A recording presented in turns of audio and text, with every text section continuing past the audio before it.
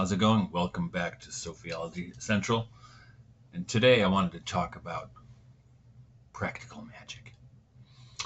Now, speaking of magic, by the way, before I get too far, first a word from our sponsors.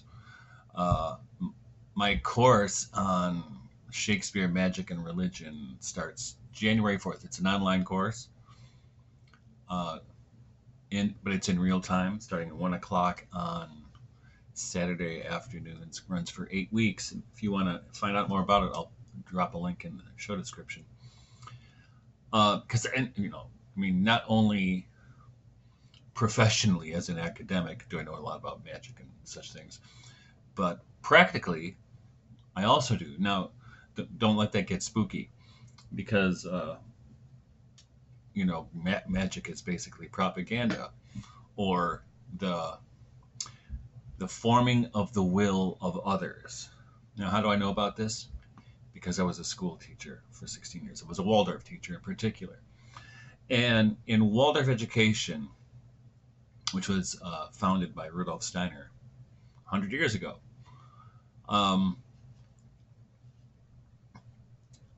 in Waldorf education, there's a kind of it's really, if you compare it to other forms of education, only thing that I think it even compares is having a really sound philosophy that influences it is Montessori, which very different philosophies, but it's a fleshed out philosophy of education. It's thought through, where most educational models are not thought through at all. But Montessori and Waldorf certainly are. And in Waldorf education, and if you know Rudolf Steiner, he was deeply influenced by the the theosophy of, I shouldn't say influence, but he was part of the atmosphere of Blavatskyan theosophy, which I'm not a huge fan of, but in the occult revival of the 19th and early 20th centuries. But also he carried kind of the impulse of what we can call Rosicrucianism, and I mean that uh, when some people talk about that word, they have a different understanding than I do. My understanding, and I think it's the true understanding of Rosicrucianism, is based on a kind of way of viewing the world, an epistemology that arose in the late 16th, early 17th centuries. Paracelsus is connected to it.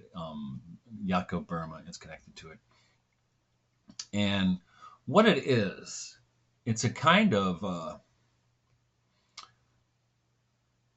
it's often misrepresented as a cult, but it only that descriptor only works as far as post scientific, post enlightenment Western society. How that kind of scientific materialist view of things. Now, if you look at the early Rosicrucians, like you think of Robert Flood was one of them. I mentioned Paracelsus, but Thomas Vaughan, the alchemist and Anglican priest and twin brother of the metaphysical poet Henry Vaughan, and there are many others. Michael Meyer from Germany. Um, they really maintained what you would have called at the time, if they had this language, a traditionalist view of the cosmos, meaning they still believed, one, that the microcosm, the human being, has a relationship to the macrocosm, the heavens, and vice versa. And they also believed, they persisted in the Christian belief in angels and spirits and demons, that they're out there, right? That everything we see is not just a product of, natural evolution, even though they wouldn't have had that language for them. But it's not just the stuff that's out there. There's also a supernatural component to it. And so they maintain that. And to me, that doesn't seem crazy at all. In fact, it doesn't even seem occult or esoteric. It seems very practical, very obvious that that's how it is. But Steiner came out of this, but he also was a man of his time. And this was the time of scientific materialism and the triumph of the scientific method. And he called his method spiritual science because he didn't want to throw out all the science stuff that had happened since Descartes and the scientific revolution. But on the other hand, he thought we needed to bring spirit to it. And part of this understanding in this kind of practical magic has to do with you have to understand, you have to have a sound human anthropology. You have to know what a human being really is. And for Steiner, and I'm going to simplify greatly for the purposes of this short video, the human being is constituted of 4 different, he calls them bodies. And I don't want you to think of that as too concretely. Right? I want you to think of, when we talk about bodies, and I call this in my book, The Submerged Reality, a poetic metaphysics. That doesn't mean it's just poetry either, right? But they had a different way of understanding things. As an example, in Tibetan Buddhist medicine, they won't say you have. They'll describe something, and I read this one time. I'll probably murder it, but that there is a wind moving in the valley of the heart, which means a person's got congenital heart, problems or a failure or something. So they have a poetic way to describe things, but it doesn't mean it's wrong or it's even just metaphorical. I know this might sound counterintuitive, but I think this is how it actually works. I think how the world actually works. So anyway, in Steiner's anthropology, the human being is constituted of a physical body. Now we all have physical bodies, right? And in nature, that corresponds to the mineral kingdom or stones, right? So they have just a physical body. And then the next part of Steiner's anthropology is what he calls the etheric body. Now, the etheric body is that body which possesses growth and life. So, as you can tell, it'd be easy to make this jump from there to the plant kingdom, which also have growth and life, and they also have physicality. So we both, like plants and animals, like plants and rocks, we have physicality, but just like plants, we have physicality and growth and life. Now, interesting that this idea, people get all freaked out when they hear the etheric body. Oh, he's talking occult. No. If you go back to Aristotle, you go back to the Middle Ages, go back to the early modern period before the scientific revolution, this is what they called the vegetable soul or the vegetative soul, right? And Aquinas talked in these terms. So it's not, some esoteric occult thing. It's the way other people understood things. But Steiner, to his credit, was trying to maintain that, and just like the Rosicrucians that preceded him, he was trying to maintain that, but also to bring it into the modern world. The next component of the human bodies, he would say, or sheaths, some people call them, is what he calls the astral body. Now, of course, you can tell that has a relationship to the stars, astral, right? But the astral body is that which has desire, right? And movement. So, right, in our word anima, which means movement, right? Which means the soul. I'm going to turn this darn thing off. Which means the soul. And also it's related to the word animal. And animals have movement and desire, right? They, you could call it love, you can call it hate, but they have emotions, right? And animals are, when they move, why do they move? Because of food or sex. That's why, right? Human beings have that too, right? We just do. So there we got 3 things so far, right? You have the physical body, the etheric body, movement, growth in life. Then the astral body, which is desire and movement. So we have all those, right? And we know desire can get us into trouble. Just like in deer hunting, for instance, desire, people will use doe estrus to attract bucks guess that's how you trick them, right? You you work on their desire bodies. And next in Steiner's anthropology is the ego, right? The self, and which is characterized by rationality or thought, but also imagination and memory. Now you can argue that some animals show indications of a little bit of that. Now, it's certainly true, but not to the degree that human beings do. And the other thing is, animals, I don't think, sin. Human beings do sin, and this is where free will comes into it, right?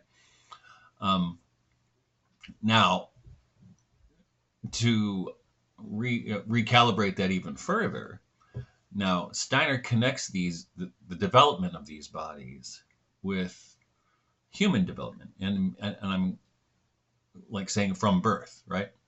So at birth, a child has a physical body. They have the other ones kind of like not as together yet, but they certainly have a physical body and the etheric body, which you have life and you have movement, right? They're all there, but the etheric body and the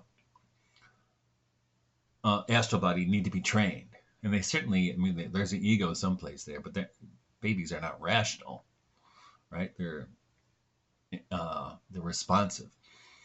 So the what's the job of the parent then? Is to regulate the child. So a baby's born, you have to teach the baby, how that we sleep at night and we're awake during the day. I mean, it's one of the big things, and also the regularity we bring in with meal times and other day and night seasons. Pardon me.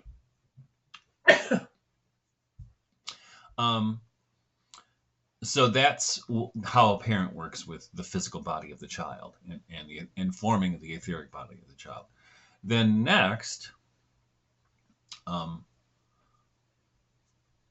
in this, now it gets into education, because when you get a kid into school, what do you do with them, right? And this is what Steiner calls the pedagogical law.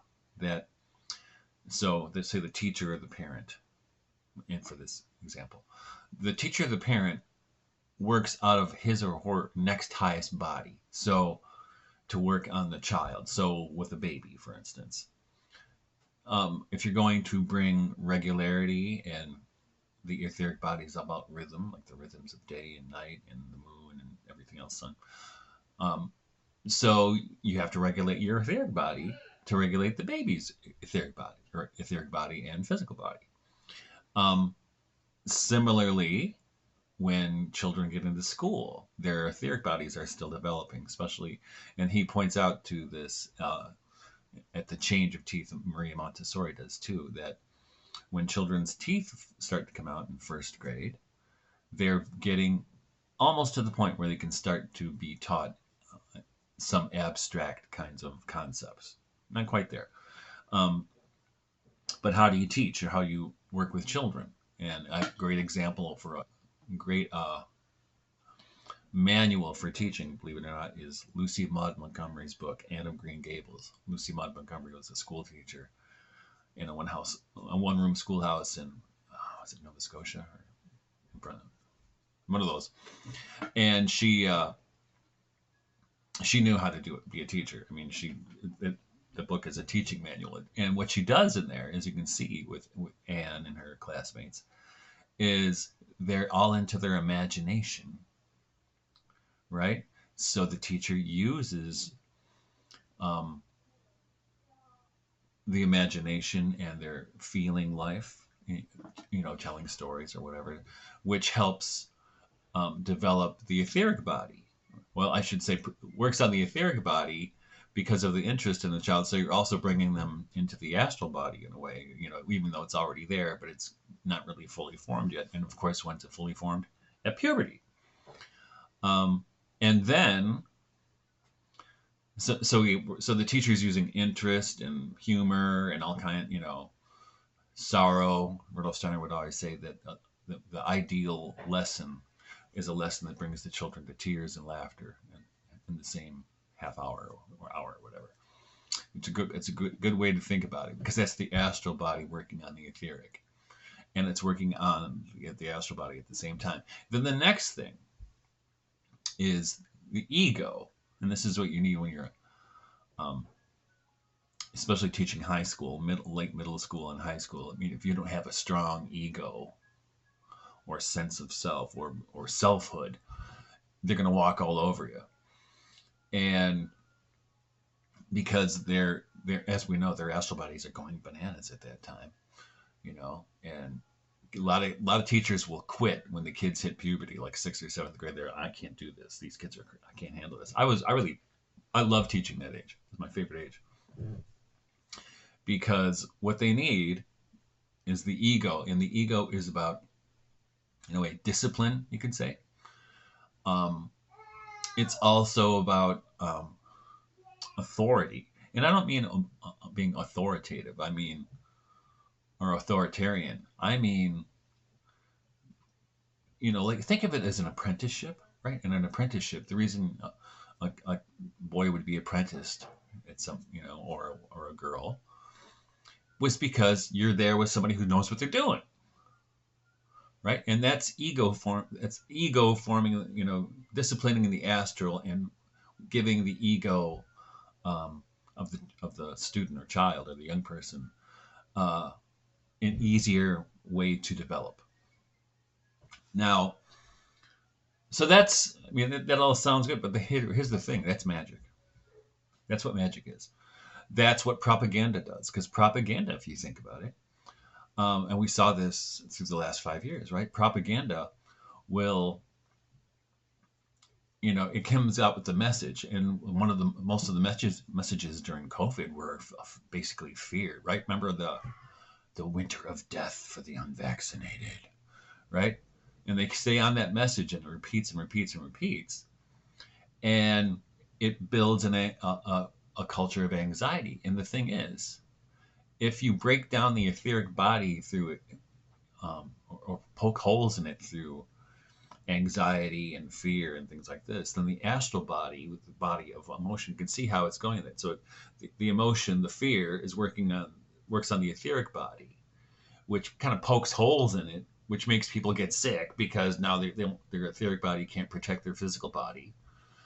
And the thing is, don't think of them all as, totally discrete. They're all connected. These are just convenience to use this language. And what's happening is the propagandists are using their egos, their authority, and their consistency with messaging to influence the astral body, then the etheric body, then the physical body. And you can get people to do what you want with it. Now, this is what magic is. I mean, you can do. I mean, if you read the grimoires or whatever, and they have all these ceremonies and stuff, that's just to get you in the zone of thinking about it and to focus the will. You don't necessarily need to do all that stuff if you can focus the will. And so when you're teaching, and this is why it's important for the teacher or the parent or the master and a master apprentice relationship to be moral and good, because that's not where the authority comes from, but that's where authority comes from in the least harmful way. Because if you're an immoral person, pedophile or something, that the authority that comes with just your having an ego and having a focused will can wreak havoc on young people. We've seen this over and over again, right? And now here's the thing. Now here's Rudolf Steiner's book, Curative Education. There you go. Which is 1923, I believe. 1924. So right before he died. 6 months before he died. And what he says here, I just lost that page.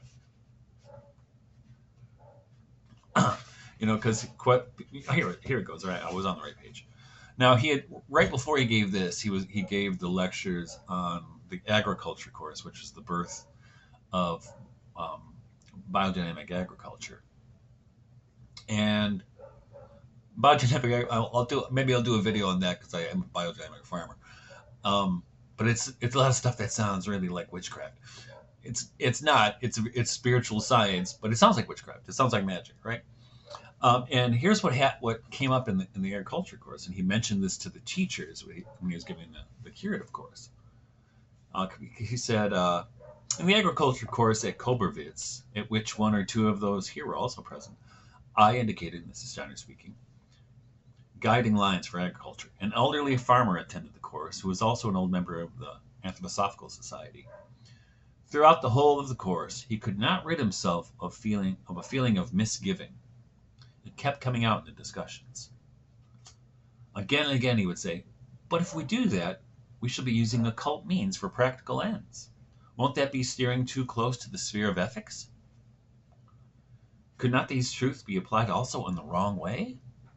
And those are good questions. I would have had the same questions if I were that guy, or if I were just me. And Steiner continues, he was never able to get rid of this scruple. He was always suspicious of black magic in the application. Needless to say, here's Steiner, needless to say, these things do become black magic when they are not handled as they ought to be handled. And it was for this reason that I said once on that occasion, quite explicitly, and here's what he told the guy, a high standard of morality is absolutely essential in dealing with these matters. Therefore, I assume at the outset that those who attend this course attended on purely ethical grounds, desirous only to serve humanity and help agriculture. Right? And he says a little bit later, the gods use magic, and the difference between white magic and black magic consists only in this. In white magic, one intervenes in a moral, selfless way, and in black magic, in an immoral, selfish way. There is no other difference. All right, now that's pretty intense, right? But that's what I think happens. I mean, I think we do this in educating our children. It's a kind of magic. It's a kind of brainwashing, you could say, you know. But you're not brainwashing them. You're guiding them into humanity. That's the idea of being a Waldorf teacher, and that's what I loved about being a Waldorf teacher. And unfortunately, I don't think it's like that anymore. And we used to call it being human, right? You're bringing them into their full humanity. And I think it's probably better than most things, but I still wouldn't send my kid to a Waldorf school. But it brings them into their humanity, this kind of white magic, we could say, right? Because it's unavoidable. If you are raising children, it's a kind of magic that you're using to do it, right? We don't think of it like that. And even a kid goes to a evangelical Christian school or something like that, they're still using magic. They don't know it, but that's what they're doing. And the thing is, I talked about this in that video I did on Edward Bernays and propaganda. You might not know it's magic, but other people do. The bad guys do. So what do we do about this, right? Well, this is the interesting thing. One of the things Steiner says over and over again in his earlier books, is that for every step in occult development, he says, or esoteric development, one should take 3 steps in moral development. And you don't hear about that in our culture anymore, in Western culture. Morality is, you mention morality, and people kind of, wince. They find it cringe. But I think we still see people trying to find morality, and I think the attraction over the last, decade or so of especially young men, but young women too, to Eastern Orthodoxy or strict kind of traditionalist Catholicism or even strict Islam, they are trying to find moral authority, and part of it I think is because they have had either no father or a weak father or broken homes or whatever in their past, which complicates their relationship to authority, and they try to fix it through, I can call it mechanical means, even though they're looking for a spiritual problem, but it's still a mechanical psychological problem that they have. And we see this. I mean, I think, one thing you can see by looking at people, you can kind of gauge what body they're working out of. Um, and I think what in our culture, not a lot of people are working out of the ego. I think most people are, especially adults, are working. And I think this is what we've seen. My God, all the sex abuse scandals, and not that just in churches, but in schools, which it doesn't get as much press. It's weak ego, overactive astral body, which ends up with a weak etheric body and a physical body that's prone to disease and illness, and which is why people, you see people get, hopped up in all kinds of psychoactive drugs and stuff. But also, you can, by I was saying, you can see by people's by looking at them what body they're working out of, and it's interesting that so many school teachers these days, or even in drag queen story hour, you can see that's obviously your astral body is messed up because it's leaking through your etheric body into your physical body, because you can, especially the fascination with colors and tattoos, like people with, colors that don't occur in nature for hair, like school teachers like that, right? That's the astral body leaking through the etheric and appearing through the physical. That's all it is. Okay, you can take that one to the bank. And what you don't see is people with moral uprightness who would then have a more contained astral body. I should disciplined. That might be a better word, and therefore a more regulated etheric body and a sound physical body. I mean, it's kind of like the Renaissance man model, right? But that's what I think we're looking at. Now, this also applies, and I don't want to talk about it too much, but say you got through school, you had teachers who had messed up astral bodies, inflicting their desires on you as a child. What do you do, right? And then people, whether they're abused or something happens to them as they're growing up, for even though people tried to avoid it for all the reasons. What you can do then, like even with people who fall into substance abuse or other kinds of addictions, those are all addictions in a way are problems of the astral body that then affect the etheric body, that then affect the physical body, and the ego is no place to be seen. So what do? Now, I'm not going to pretend this is an easy thing to do, but this is what it amounts to, is discipline, which is coming out of the ego. So when people, to get their addictions under control, they have to, even if you think about in AA, for instance, or Narcotics Anonymous, they'll get a sponsor. And the sponsor, in a way, is the teacher, or the parent is the ego figure. And that person's ego works on the astral body of the person going through challenges, right? But you can do it on yourself. I mean, I'm not saying you can only do it on you can do yourself too, but people who also are trying to pull out of those addictive behaviors, it's ego work. It's very difficult to do, but eventually you can do it. And so ego work, and it's about discipline. It's about resisting temptation, because the astral body is all where the temptation resides. And so what people do is they might, you can see a lot of people who come out of addiction and stuff like that, they'll get into working out, right? They're really serious working out. But also very often, if it's not working out, it's a spiritual discipline that they're trying to do, becoming, doing meditation and prayer, or going to daily mass or something, right? So they have that kind of thing.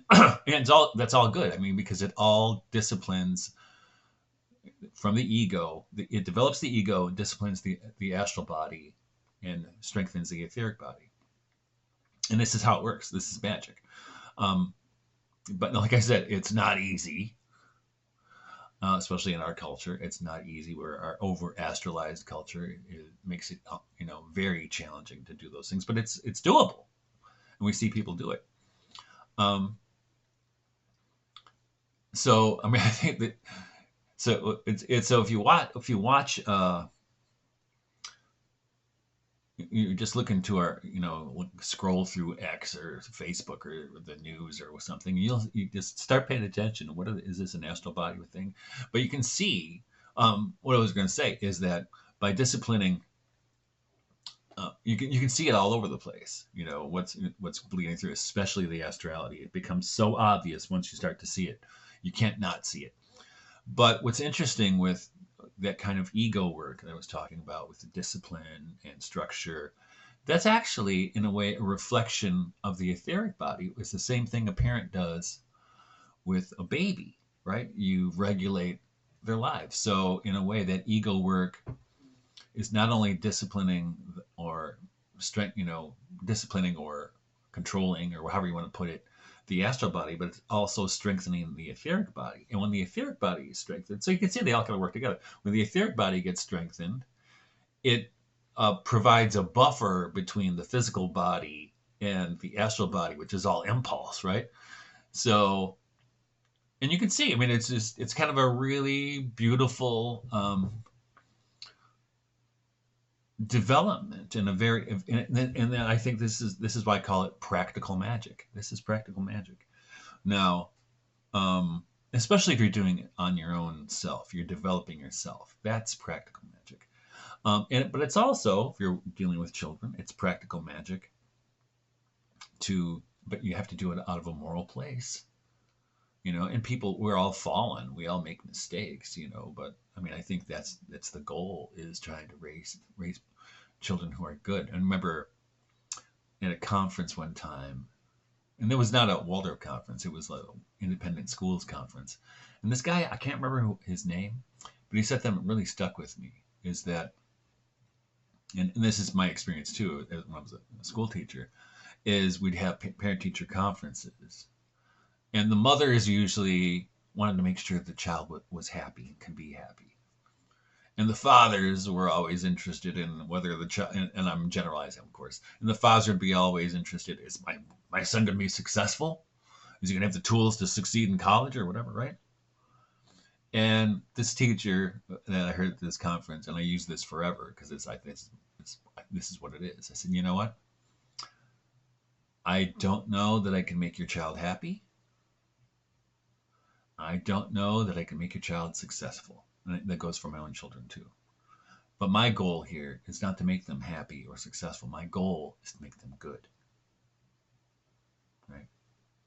And, to guide them into truth, beauty, and goodness, the transcendentals. Yeah, so let me know what you think in the comments. Maybe you have experience doing this, but it's very practical. I mean, this is the thing. It is so practical.